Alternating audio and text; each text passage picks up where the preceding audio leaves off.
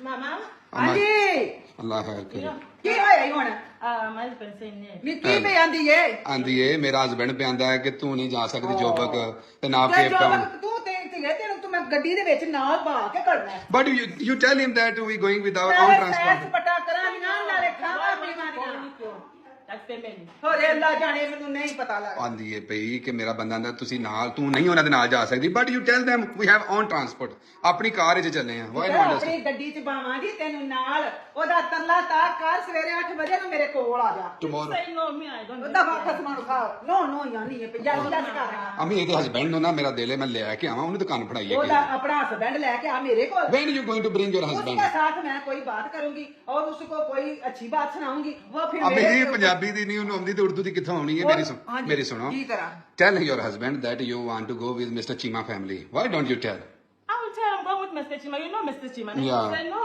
don't go